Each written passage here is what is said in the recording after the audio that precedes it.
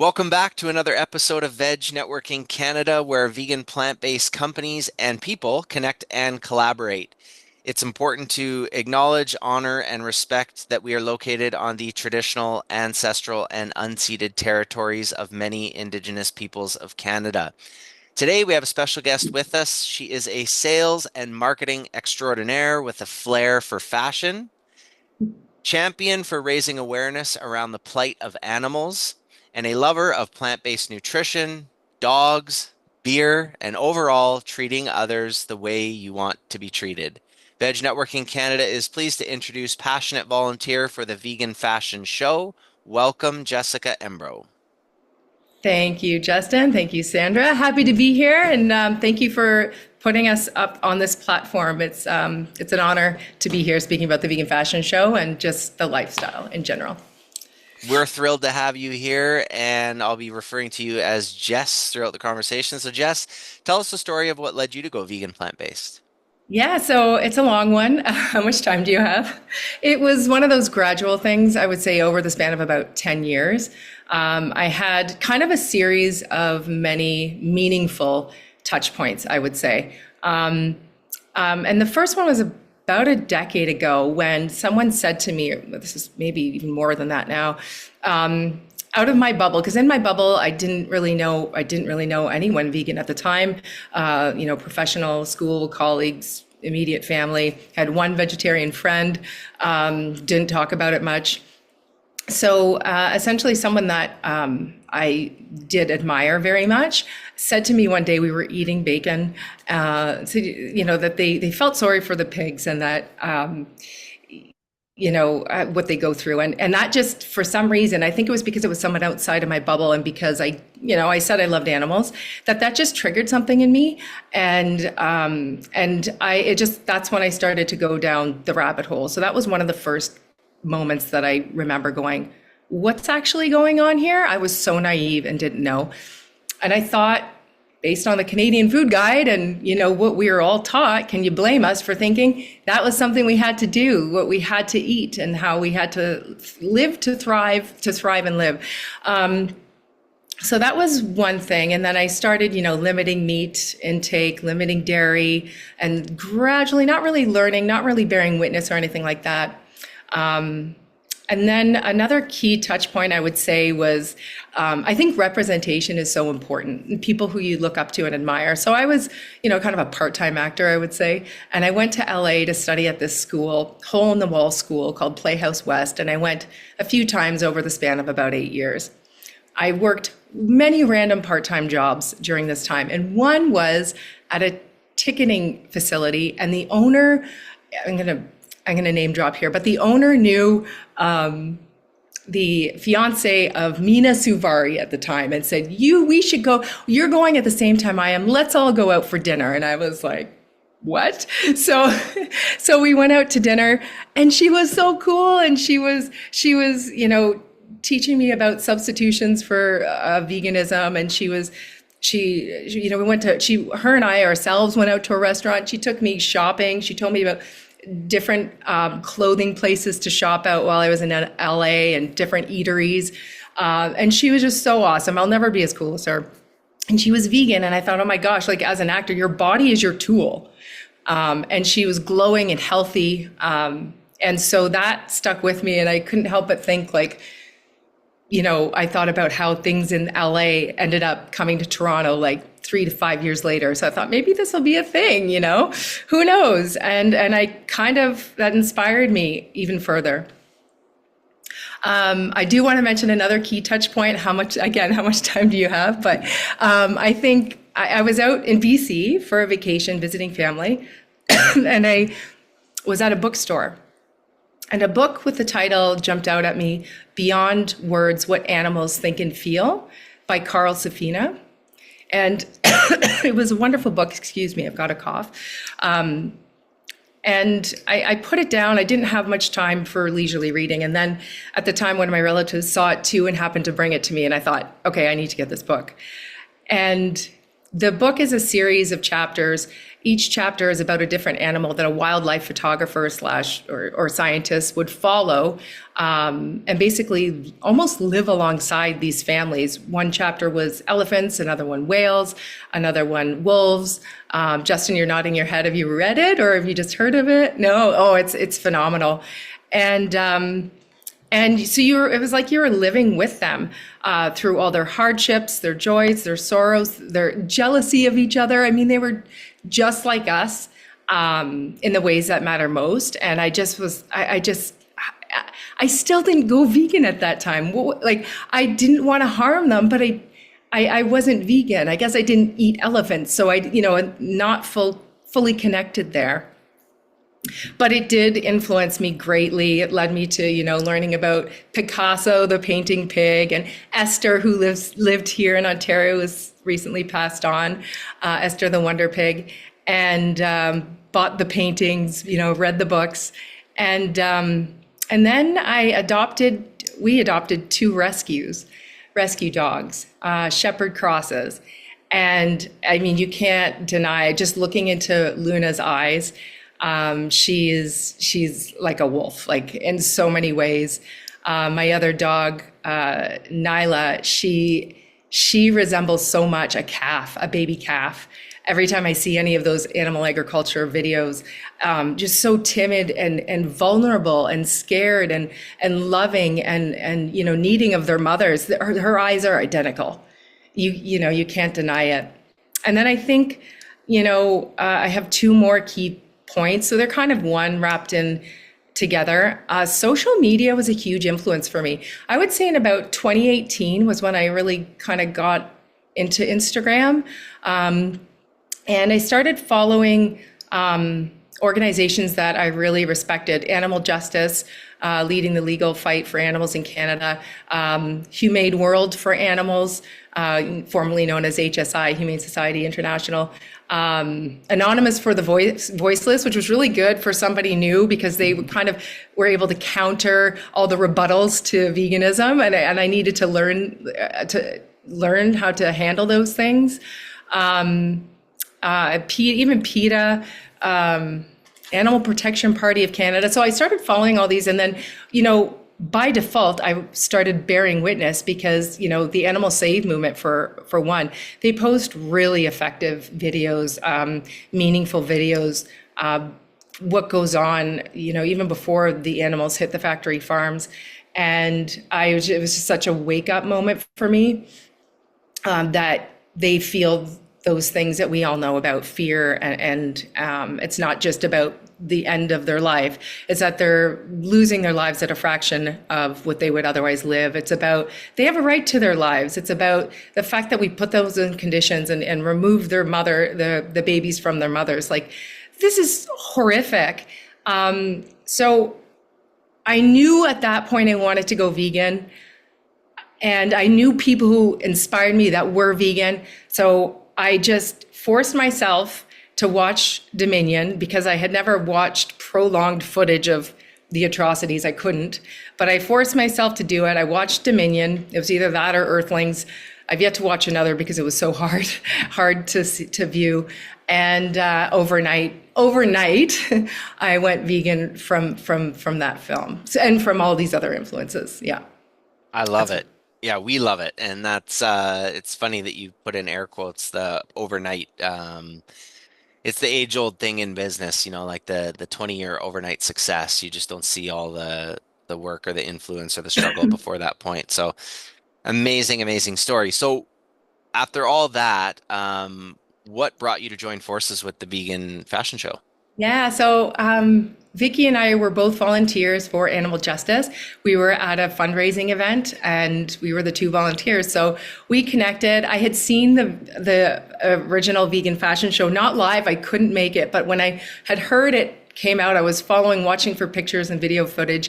And I was just so excited because everything is, really, there's a lot of darkness in this movement. And it was like this touch of edgy glamour, fun, but with meaning. And so we just got along as people. We obviously had similar interests. I also love fashion, though I don't always look like it, especially when I'm walking my dogs. I look like, like I'm wearing a garbage bag at times because it's all about them. I do appreciate fashion, and so I knew some of my skills as well that I could apply. For example, I do some of the sponsorships, so that's all relationship building. I do that in my day-to-day job, which I love. So that kind of worked out. But another part of it was that I learned from the show that I attended. Even though I was vegan and buying vegan clothes and food and all of those things, she has an education component to the show, which I really respect. And so we learn about these next generation materials, how they're better for the environment, they're sustainable, obviously better for people, the planet, and of course our animal friends. So I love that. And another element that I really believe in about this show is that we tout the most sustainable option that you can do is buy your own closet, shop your own closet, which I believe in too. So I love thrifting as well. So, it's just kind of meets my values. And like I said, to me, it adds a bit of fun and glamour to the movement, but it's also accessible to everyone. Yeah, it's the finding the light and the fun things in such a serious, dark, important, urgent environment is very, very important for sure for longevity. Now, you just mentioned, I think you just mentioned sponsorships and relationship building in terms of your role with the Vegan Fashion Show. Is that what it is, or do you want to tell us more about your specific role? It's a little bit different. I do manage some of the sponsorships, which is really exciting. Some of the monetary sponsors and the backstage food sponsors for the show. But the biggest honor I have is that Vicky asked me to deliver the educational component. That's the side that really means a lot to me. I mean, all of it does, but it's just, I love learning myself. So to impart that knowledge onto, the models and people involved in the show, so that not everybody's vegan themselves that are in the show. So it's an opportunity to share, because in day-to-day life you have so much you want to say when you're vegan and you're an activist, and you just know that people are going to tune out or they're not going to want you around. So sometimes you can't say everything. And here it's like giving this platform to talk about these things in a positive light, to showcase a positive way forward. And Vicky does her research, and so did I for that. But, she's very diligent with making sure everything is said in, a specific way, kind of evidence-based. But so the educational component, sponsorships, which is really fun. I love doing. And then I'm really excited because bonus, I got to, we have a couple of accessory designers. And so we thrift for the actual clothing to pair with those designs. So again, love thrifting. It's like, sweet, I get to shop, kind of spend somebody else's money and do that thing that I love doing, which is, there's a bit of a fashion component that's really fun with it. So a little bit of this, a little bit of that, how nonprofits can be. So a little bit of a mix, but those are kind of my three key items. Well, that's really great to hear more about the educational component because, yeah, maybe not everybody wants to learn, but a lot of people do. And I think that the understanding of the why behind things or the deeper information behind it can help things stick and last. So that's really cool. Now, um, you mentioned the models there, and you had said, not everybody involved with the show is vegan themselves. So I guess maybe that will help here with the next question. So can you talk more about the model casting event and how did you choose the final models? Yeah, good question. So for the models, it was really fun. It was basically a World Water Day themed event for the model casting. It was close to World Water Day, so we tied in the educational component to that. We had a really fun sponsor, which was Odd Burger. So it's one of Canada's favorite fast food chains, and they make like plant proteins from simple ingredients, which is one of the reasons we really like them. But they provided 100 tacos, burgers, wraps for the models. Some of them had never even eaten vegan food. And It went over well. We actually have a little bit of a reel with models being interviewed and how much they enjoyed the food. So that was great. But this one again, it was just we're looking for allies in this movement. So not all, you had mentioned like how do we choose the models? They didn't all have to be vegan. In fact, it's almost good to have non-vegans there so that they can experience some of this education. Otherwise, as vegans, we would just be talking in silos. They provide a bridge to a whole other audience. Some of them, all of them have, social media.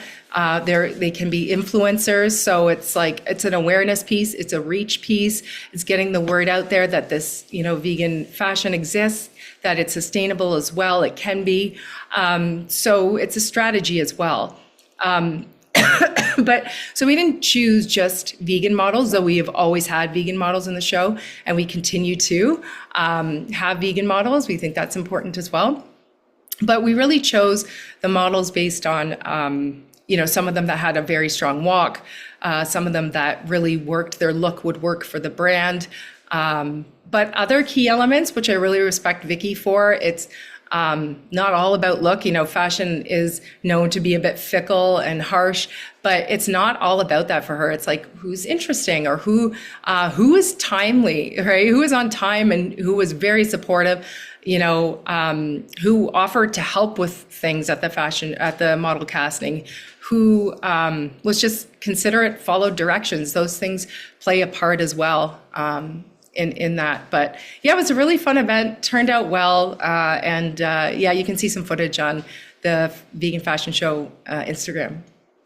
Yeah, and like you mentioned too, I suppose that their own ecosystem, their own universe, their own audience plays a role in those choices as well, because the goal of the show is to raise awareness. And if you can just raise awareness with bigger audiences that you would have not otherwise had uh, been able to be tapped into, I think that that's great. So you have your plant-based nutrition certificate. So does that play a role whatsoever in the vegan fashion show? Yeah, it's a good question. So I really, I have that kind of on my resume as it's a credibility thing. I actually got that because just to be a better animal advocate, and where it ties into the show in a way is that credibility point. We're speaking from a place of credibility, and that's what we try to do. It's an evidence-based, certificate, from the University of Guelph, and so when we talk about our facts and deliver that to in the show, we do our research as well. So it's kind of, yes, it's a vegan tie-in. I think it also helps, if you're looking to volunteer at a certain level with certain organizations. I don't come from a nonprofit. I have never worked for a nonprofit. I've never worked for a charity. I never worked with animals. So it's like it added a little bit of credibility there. But there's so much misinformation out there. And so I think it's so important to speak in our, we'll get attacked if anything is slightly off, right? So we want to make sure, and we have, Vicky has a couple of degrees. I have a degree, I have a certificate. So it's just kind of like, it builds credibility, I guess you could say. But ultimately, it was just fun. The course is great. It's good for any vegan. If you want to speak from, if you've learned from Dr. Greger, like I myself initially, it was wonderful. But at least, I also have my own certificate now. So. Cool, cool. It's funny that you say, sad and funny that you say, you'll be attacked in such a way if anything is off or what have you. It's like, today you just so happen to have a little bit of a cough, and some people, babe, look, the vegan's got a cough, and then someone else doesn't, and they're fine. And it's just so funny how people can be. But moving on to inspiration. Yeah. So like, what comes to mind when you hear that word? Who or what inspires you? Yeah. I would say, well, comedians.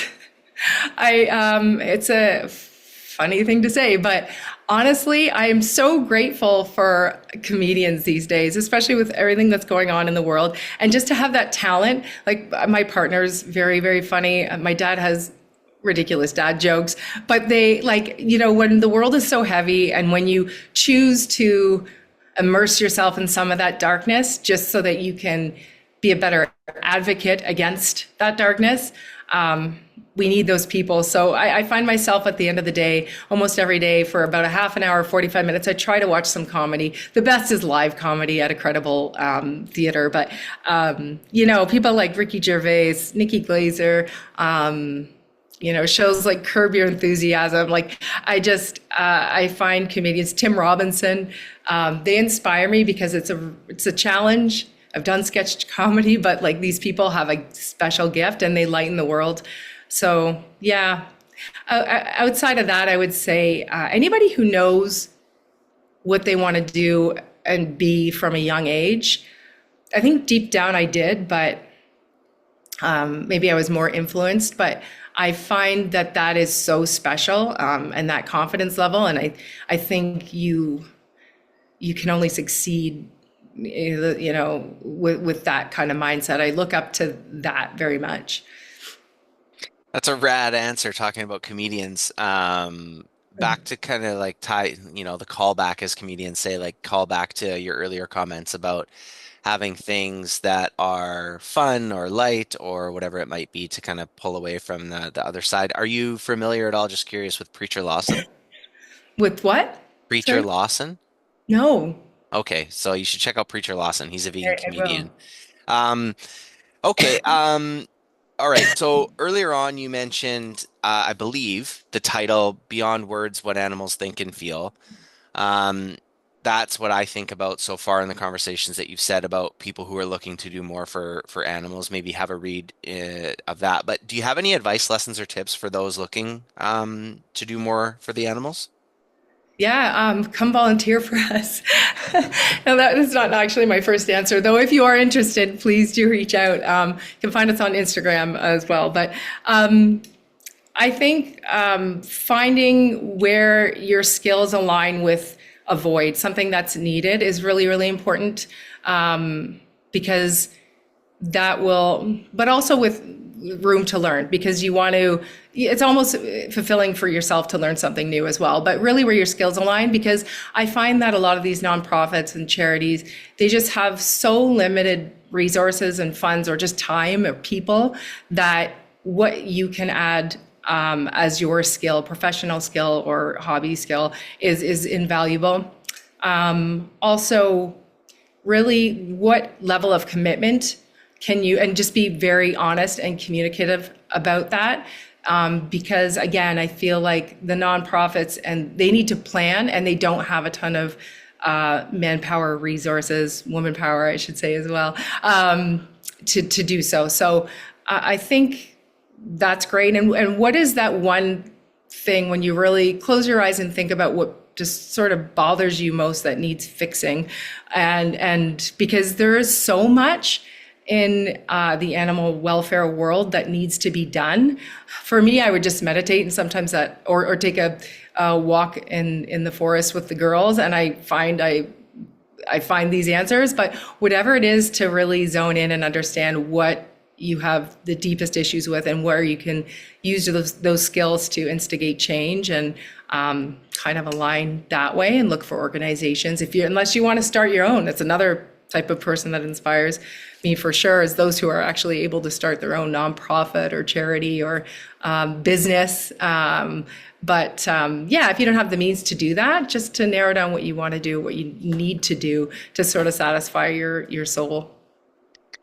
Funny that you mention manpower, woman power, that kind of thing. I say funny story because back in a previous life when I was a fitness trainer, there's an exercise I absolutely love. If anybody knows what I'm talking about, you'll probably love it too. It's known as the man maker, and whenever I would teach, I would always change it to be called the human maker. There you go. That's So the term. yeah, Like there you go. it. Human power. So I'm right there with you. So, lots has come up in the conversation today. Maybe there's some things that we missed or that you want to go back to, or announcements or anything like that. But sort of the last one for you here is, yeah, just open and tell us more about the vegan fashion show in May. Yeah, so May 11th. So this is Mother's Day, Sunday, May 11th. So it's a really fun day for you to maybe bring the family, bring your mom. But it's we're partnering with Planted Expo Toronto. So we partnered with Planted Expo last year as well, and we're doing it again. There's such wonderful people, wonderful organizers. So here we are, 2024 Mother's Day, May 11th, and there's a new actual fashion exhibit area, which is really exciting. Fashion market, I should say. So that's a new aspect of the show. And we have 4 designers.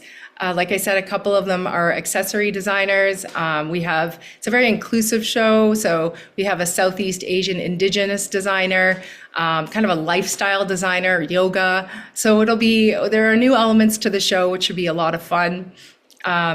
But yeah, and just displaying some really interesting materials. Vicky's going to talk about the materials at the show. Some of these sustainable next gen, they're referred to as next generation materials, like, teak leaves made from purses, wallets made from fallen teak leaves.